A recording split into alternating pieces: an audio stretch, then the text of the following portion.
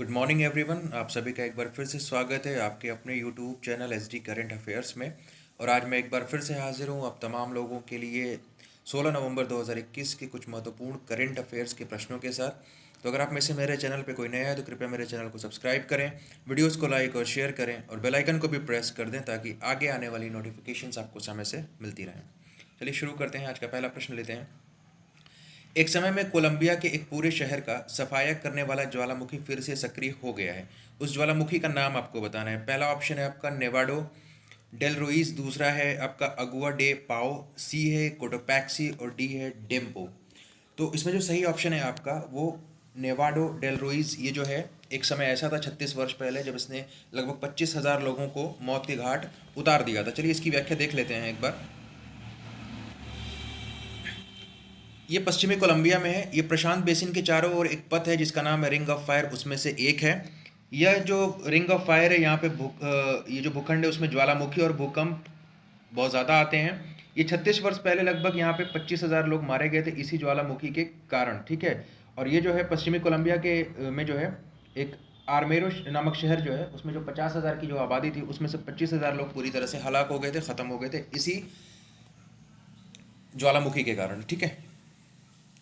अगला प्रश्न है, किस प्रसिद्ध इतिहासकार का 15 नवंबर 2021 को पुणे के एक अस्पताल में निधन हो गया। ये एक प्रसिद्ध इतिहासकार थे, ठीक है। ऑप्शन हैं आपके ए बाबा साहेब पुरेंदरे, बी है यदुनाथ सरकार, सी है रामशरण शर्मा और डी है रोमिला थापर। तो आपका सही ऑप्शन जो है वो है बाबा साहेब पुरंदरे, ठीक है।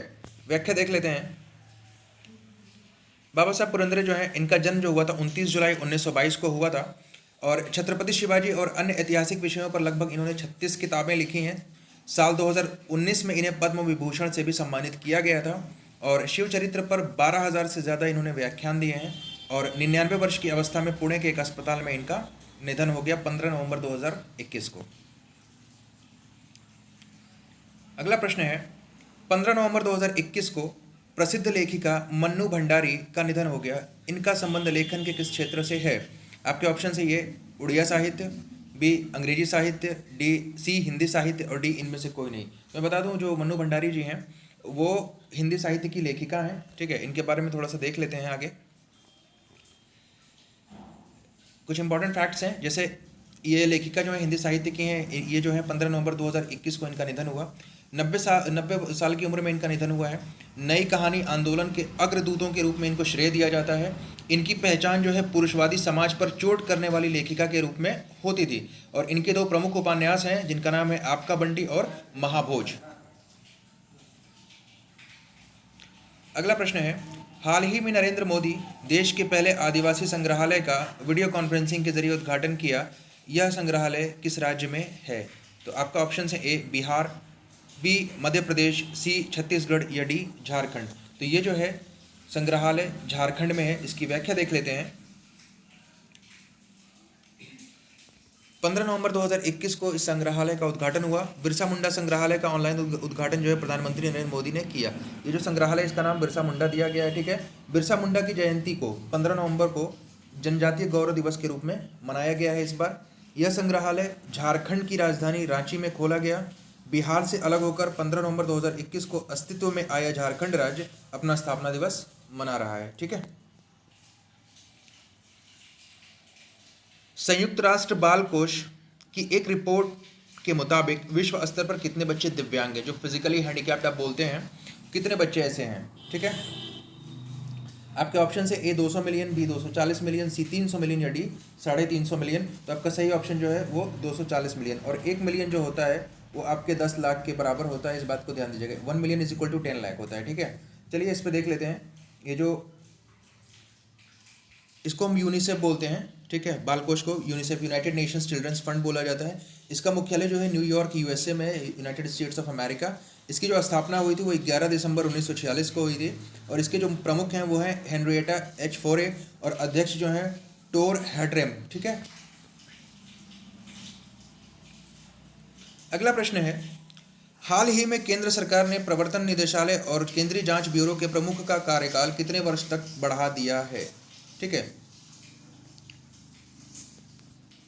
पहले जो है ये जो एजेंसीज़ हैं, जो केंद्र सरकार के अंतर्गत जो एजेंसीज आती हैं, उनके जो प्रमुखों का कार्यकाल होता है वो 2 वर्ष का होता है। लेकिन अभी जो है केंद्र सरकार ने एक अध्यादेश लाकर जो है केंद्रीय जांच ब्यूरो और जो प्रवर्तन निदेशालय है, इनके जो प्रमुख हैं, इनके जो निदेशक हैं, उनके कार्यकाल को बढ़ाया है। तो कितने वर्ष तक के लिए बढ़ाया? तो आपका जो सही आंसर होगा वो होगा 5 वर्ष के लिए। ठीक है, इसकी व्याख्या देखते हैं। केंद्रीय एजेंसी के प्रमुखों का कार्यकाल 2 वर्ष का होता है। केंद्र सरकार ईडी और सीबीआई मतलब प्रवर्तन निदेशालय और सीबीआई के निदेशकों का कार्यकाल को 5 साल तक के लिए बढ़ाने का अध्यादेश लाई है। प्रवर्तन निदेशालय के वर्तमान प्रमुख जो हैं, निदेशक जो हैं, वो IRS संजय कुमार मिश्रा हैं। IRS इनका वो है। और IPS जो है आप जानते हैं, IPS सुबोध कुमार जायसवाल जी जो हैं वो CBI के प्रमुख हैं। हाल ही में किस देश ने भारत को सतह से हवा में मार करने वाली S-400 एयर डिफेंस मिसाइल की आपूर्ति शुरू कर दी है? अर्थात जो है वो कौन सा देश है जो भारत को S-400 एयर डिफेंस मिसाइल देने की जो शुरुआत है वो कर चुका है? आपके ऑप्शन है A Israel, B Japan, C America और D रूस। तो आपका जो सही आंसर है वो है रशिया। ठीक है, रूस जिसको आप कहते हैं, ये भारत को S-400 एयर डिफेंस मिसाइल की आपूर्ति करेगा। ठीक है, ये शुरू कर दिया इसने। अब देख लेते हैं रशिया के बारे में कुछ इंपॉर्टेंट फैक्ट्स जो हैं आपके, कि रूस के जो राष्ट्रपति हैं वो व्लादिमीर पुतिन हैं। रूस की जो राजधानी है वो मॉस्को है और रूस की जो मुद्रा है उसको आप रूबल बोलते हैं। S-400 एयर डिफेंस जो है मिसाइल सिस्टम है, ये इसमें जो है 4 अलग अलग मिसाइल से ये लैस है। एक बार में ये 36 लक्ष्यों पर निशाना लगा सकता है। यह सिस्टम जो है 400 किलोमीटर तक के खतरों को सुरक्षा प्रदान करेगा। भारत सरकार ने सुशासन को बढ़ावा देने के लिए अपने कितने मंत्रियों को 8 समूहों में बांटा है? मतलब जो है शासन व्यवस्था को अच्छी तरीके से चलाया जा सके, इसके लिए जो भारत की केंद्र सरकार है, मोदी सरकार है, उसने अपने कितने मंत्रियों को, लगभग कितने मंत्रियों को उसने 8 समूहों में बांट दिया है? तो आपके ऑप्शन हैं A 57, B 67, C 77 या D 87। तो आपका जो सही आंसर है वो उसने, केंद्र सरकार ने अपने 77 मंत्रियों को 8 समूहों में बांटा है ताकि जो शासन व्यवस्था है उसको सही तरीके से चलाया जा सके। प्रश्न है, हाल ही में किस तिथि को बिरसा मुंडा जयंती के रूप में मनाया गया? मैंने अभी आपको बताया कि 15 नवंबर 2021 को जो है बिरसा मुंडा जयंती के रूप में मनाया गया। और इसी अवसर पे जो है प्रधानमंत्री नरेंद्र मोदी ने झारखंड के रांची में जो है बिरसा मुंडा संग्रहालय का उद्घाटन ऑनलाइन कॉन्फ्रेंसिंग वीडियो के जरिए किया है। ठीक है, अगला प्रश्न है, राष्ट्रीय क्रिकेट अकादमी का अगला प्रमुख किस खिलाड़ी को नियुक्त किया गया है? तो आपके ऑप्शन है A सौरव गांगुली, B है मोहम्मद कैफ, C है VVS लक्ष्मण और D है संजू सैमसन। तो मैं आपको बता दूं कि जो राष्ट्रीय क्रिकेट अकेडमी है NCA, उसका जो प्रमुख है वो VVS लक्ष्मण को चुना गया है। ठीक है, और ये जो एकेडमी है, नेशनल क्रिकेट एकेडमी, ये चिन्ना स्वामी स्टेडियम बेंगलुरु कर्नाटका में स्थित है। ठीक है, अगला प्रश्न लेते हैं। 14 नवंबर 2021 को खेले गए T20 विश्व कप के फाइनल मुकाबले को ऑस्ट्रेलिया ने जीता। ये उनका कौन सा खिताब है? ऑप्शन हैं आपके A पहला, B दूसरा, C तीसरा और D चौथा। तो देखिए, ये उनका पहला खिताब है। इससे पहले T20 इंटरनेशनल का जो वर्ल्ड कप है वो ऑस्ट्रेलिया एक बार भी नहीं जीता है। ठीक है, तो ये जो है 14 नवंबर 2021 को भारतीय समय के अनुसार 7:30 बजे ये मैच शुरू हुआ था। और ये जो मैच है वो आपके दुबई इंटरनेशनल स्टेडियम दुबई में खेला गया। इसमें ऑस्ट्रेलिया ने न्यूजीलैंड को 8 विकेट से हराकर यह खिताब जो है, पहला T20 विश्व कप का जो खिताब है वो अपने नाम किया। और ऑस्ट्रेलिया जो है वो वनडे इंटरनेशनल जो मैचेस होते हैं, मतलब 50 ओवर का जो मैच होता है, उसके विश्व कप को लगभग 5 बार उसने जीता है, उस पर जीत अपनी दर्ज की है। और इससे संबंधित एक चीज़ आपको और बता दे रहा हूँ कि जैसे हम लोग 25 दिसंबर को पूरी दुनिया में क्रिसमस का त्यौहार मनाया जाता है। ठीक है, तो जैसा कि भारत जो है उत्तरी गोलार्ध में स्थित है, तो 25 दिसंबर को यहाँ पे कड़ाके की ठंड होती है।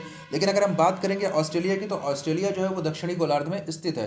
तो इसलिए जो है जो क्रिसमस का त्यौहार है इनके यहाँ 25 दिसंबर को जो है वो गर्मियों में पड़ता है। ठीक है, इस चीज़ का ध्यान दीजिएगा कि जो ऑस्ट्रेलिया है वो दक्षिणी गोलार्ध में स्थित है। ठीक है, तो ये जो थे आज आपके लिए कुछ महत्वपूर्ण प्रश्न थे जो कि करंट अफेयर्स से संबंधित है, और ये आपको SD करंट अफेयर्स चैनल के माध्यम से प्रोवाइड कराए गए हैं। इसमें से अगर आपको किसी भी प्रश्न में किसी प्रकार का कोई डाउट हो तो कृपया मुझे कमेंट ज़रूर करें। अगर आप मेरे चैनल पर नए हैं तो चैनल को सब्सक्राइब करें, वीडियोस को लाइक करें, लाइक करने से मोटिवेशन मिलता है, और इसको शेयर भी करें। बेल आइकन को प्रेस कर दें ताकि आगे आने वाली नोटिफिकेशंस जो है वो सौ समय आपको मिलती रहे।